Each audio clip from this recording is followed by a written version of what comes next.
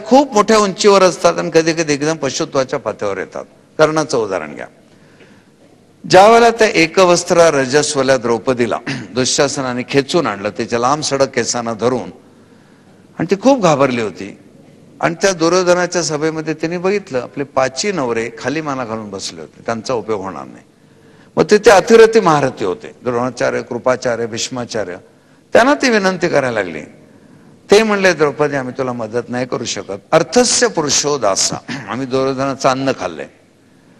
मग मोठमोठे राजे लोक धनुष्य बाण घेऊन रुबापत उभे होते, त्यांना ती विनंती करायला लागली. आता दुर्योधनाच्या विरुद्ध कोण जाणार? दुर्योधन त्यावेळेचा अपक्ष उमेदवार. असं करत करत ती कर्णाच्या समोर गेली. भरभक्कम पुरुष होता, उंच बांधा, रुंद खांदे, विशाल छाती, पिळदार बाहू, धारदार नजर, करारी वाणी, डौलदार चाल, असा तो पुरुषोत्तम कर्ण ब्रह्मतेजाच्या उंचीवर गेला होता. आणि त्याने असं ठरवलं होतं, जर द्रौपदीने मला विनंती केली तर मी ह्या क्षणाला दुर्योधनाशी लढाई करेन, पण हिचं रक्षण करेन. स्त्रीचं रक्षण करणे क्षत्रियाचं कर्तव्य आहे. इतक्या उंचीवर तो गेला होता.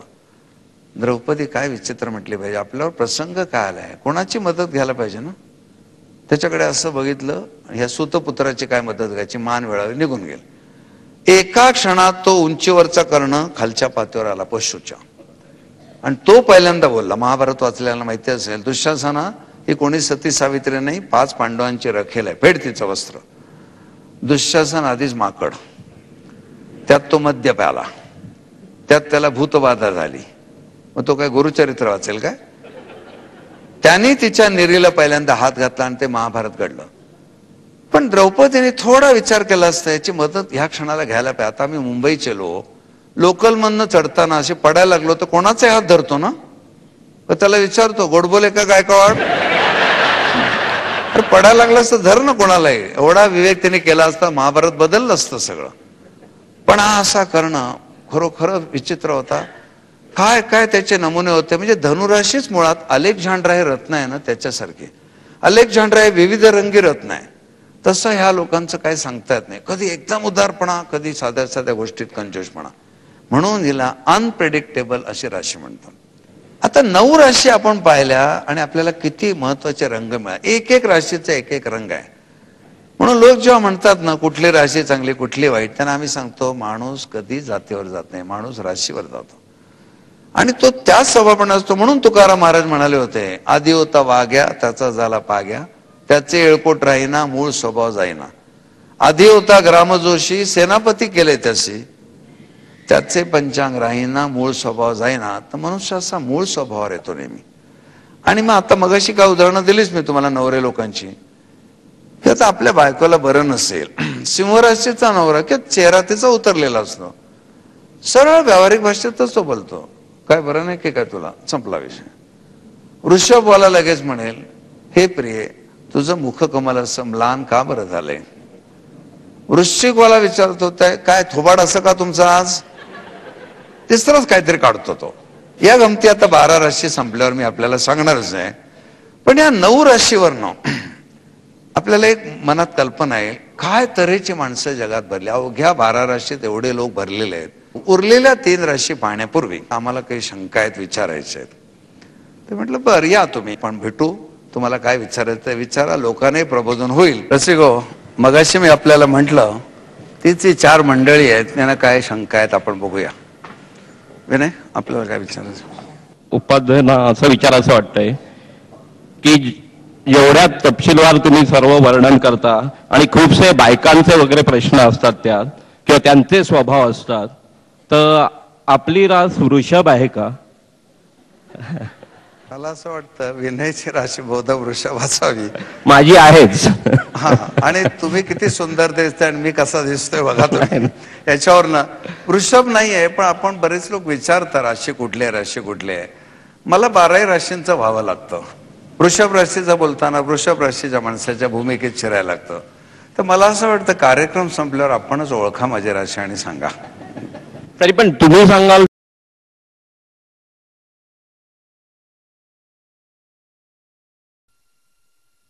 भविष्य जाणून घेण्यासाठी ज्योतिषांकडे जातात. तर हे ज्योतिषी त्यांची जशी रास बदलत जाईल तस तसं त्यांची सांगण्याची तऱ्हाही बदलेल का? शक्यता आहे.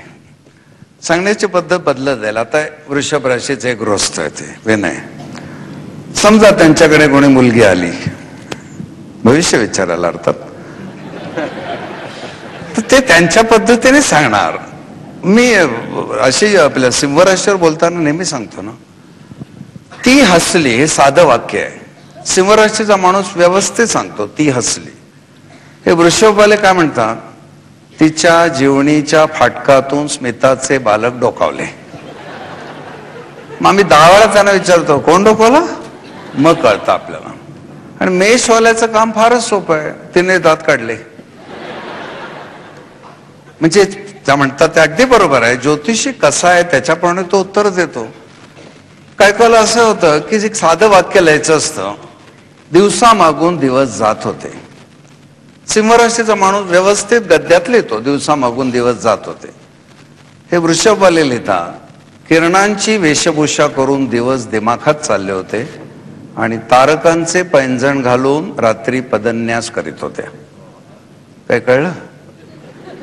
मेषवाला म्हणतो ढकलत होतो देवा, ढकलत होतो देवा. एवढं कशाला, साधं बायकांचं उदाहरण सुद्धा घ्या. अगदी पुरुषच पाहिजे तसं नाही. काही पुरुष लोक माथेरानला गेले होते, ते 2-4 लोक घोड्यावरनं खाली पडले. सिंहराशीच्या बाईने किती सरळ सांगितलं, माझे मिस्टर घोड्यावरनं खाली पडले. कर्क राशीच्या बाईला नवऱ्याबद्दल आदर असतो. ती म्हणाली आमचे हे घोड्यावरनं खाली सरकले. पण मेष राशीची फटकळ बाई म्हणाली आमचे येडं आपटलं की घोड्यावरून. बघा हसतायत ते आपण मेषवाले आहेत. जसं तुम्ही मगाशी थोड्या वेळापूर्वी कन्या राशीच्या माणसाची स्वभाव वैशिष्ट्य सांगितली, म्हणजे तो जसा दुसऱ्याला गोंधळात टाकतो. हा तसं मग तो असं म्हणेल की ते कन्यावाले हुशार असतात.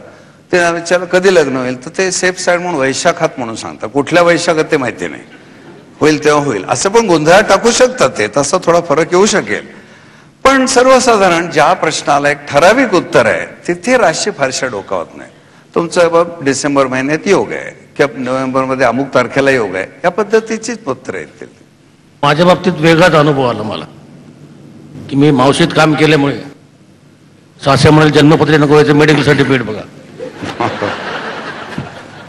पण मेडिकल सर्टिफिकेट बघून सुद्धा माझे 17 वर्ष मस्त बिन भांडणात चालले. बरं, तर मग असं काही नसतं का राशी या ते त्याचं क्रेडिट कोणाला आहे, भांडण अजिबात चालत नाही. आता काय तुम्ही जर घरी सुद्धा मावशी सारखे राहत असाल